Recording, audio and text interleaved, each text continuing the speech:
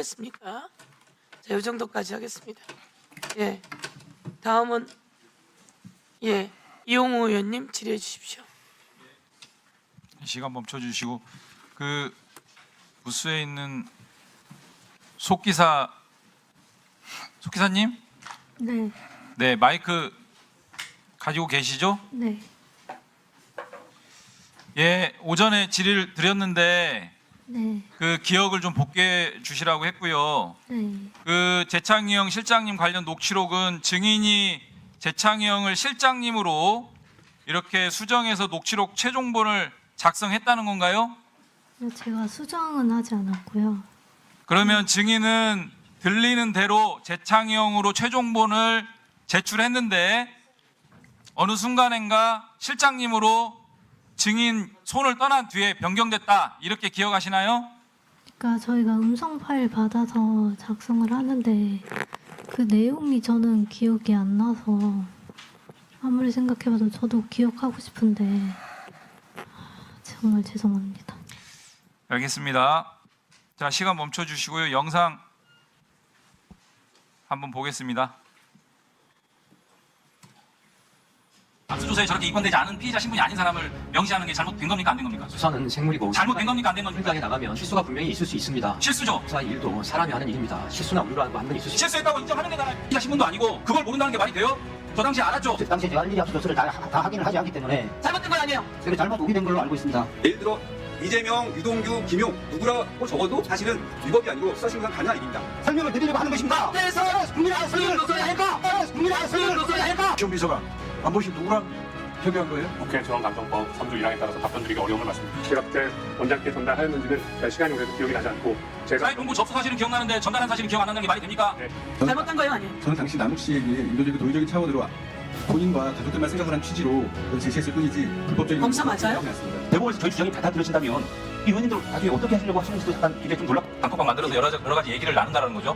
사실관계 확인을 위한 거 만들었습니다. 그 방에 들어와 있는 사람 이름 다 얘기해 보세요. 홍민경 부장님, 박상영 부장님, 김성호 부장님, 저 함정 검사에 있습니다. 남욱 씨에 대한 증인에 대한 2박 3일 동안의 구금 사실은 문제 없다고 생각하시는 거죠? 법령범위 안에 들어있습니다. 박상용 검사가 민석 변호사하고 수사 거래하는 발언들 문제 없다고 보시나요? 전체적인 맥락을 다 봐야지 말씀드릴 수 있습니다. 오늘 들어보니까 지청형으로 들리긴 하지만 녹취록 작성 과정에 검사들이 관여한 것은 아닙니다. 곰팡 검사 확인해보니까 저게 아마 작성이 봉지욱 기자로 돼 있는 게 초기에 작성된 녹취록이라고 합니다. 그래서 수사 재판 과정에서 확인된 바로는 저게 이제 봉지욱 기자님이 아니고 속기 접수한 과정에서 오류가 있었고 법정에서 이미 그 확인돼서 오류가 시전된 것이라고 제가 보고를 받았습니다. 잠깐만, 아니 근데 정말로 거짓말인데요. 제 재판이잖아요. 제 재판에서 녹취록이 현출된 적이 없어요.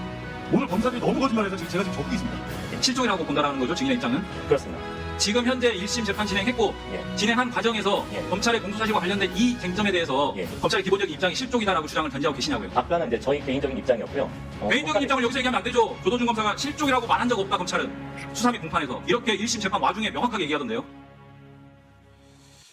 이번 국정조사를 진행하면서 정말 비루한 검찰의 모습을 전 국민들이 목격을 했습니다. 변명과 사과 한마디 없는 이 비루한 검찰을, 저는 사실 이 권력의 정점에서 이 권력을 오염시키고 타락시킨 정치검찰, 일본의 정치검찰의 행태들도 심각하게 봤지만 이렇게 비루한 검찰의 모습에 또 한편으로는 더 충격을 받았다는 생각이 들고요. 우리 기우종 법원행정처장 대행 그리고 구자연 검찰총장 대행께 제가 한마디 마지막으로 드리겠습니다. 저는 이번 국정조사의 대상 사건 7개의 사건들을 이렇게 곱아보면서 권력이 어떻게 이런 사건들을 조작하고 기소하고 처벌하는지를 여실히 좀 드러냈다. 윤석열 정권의 모든 국가기관들이 총동원되어서 누군가를 죽이겠다라는 일념하에 달려든 그러한 표적 수사의 결과물들이 아닌가 이런 생각이 들고요. 이 당시에 이런 생각을 했던 것 같습니다.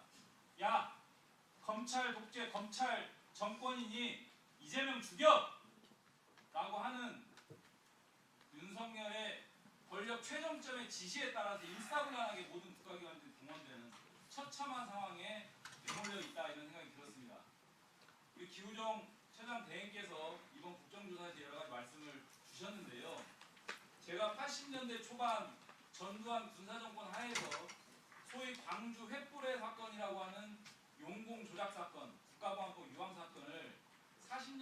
지난 후에 재심 사건을 제가 진행했었습니다. 당시에 우리 제 의뢰인 피고인들은 이미 70대, 어떤 분은 돌아가셔서 유족이 소송을 진행해야 되는 상황이었는데 그때 당시에 결국 재심을 통해서 무죄 확정이 됐습니다. 이 과정에서 과거 사건들을 어렵게 연구 보존된 사건이었습니다. 국가보안법 사건이라 검찰에서 기록을 다 발굴해가지고 등사해서 들여다보니 그때 당시에도 똑같이 고문, 가혹행위, 구타, 폭행 이런 일련의 과정들이 수사를 통해서 조작 기소가 되고 법원은 이런 부분들에 대한 아무런 검증의 역할을 하지 못했습니다. 이게 다 지금 여기 앉아 계시는 법원과 검찰의 대표로 나와 계신 두 분이 정말 반성에 반성을 하고 항상 탈날 위해서 이 어마어마한 권한을 휘두르고 있다라는 심정으로 신중해야 되는데 이번 일련의 국정조사 과정에서 제가 느낀 바로는 너무나 기계적인 수사, 또 한편으로는 너무나 안이한 재판 이런 생각이 엿보였습니다. 네, 마무리해 주십시오. 그래서 이번 국정조사를 계기로 다시 한번 이런 부분들에 대해서 분명하게 인식했으면 좋겠다 이런 말씀 드리고요. 이런 부분들에 대해서 두 분의 말씀을 좀 듣겠습니다. 마무리해 주시죠. 말씀 명심하겠습니다. 네, 명심하겠습니다. 네. 다음은 박성준 의원님 질의해 주십시오.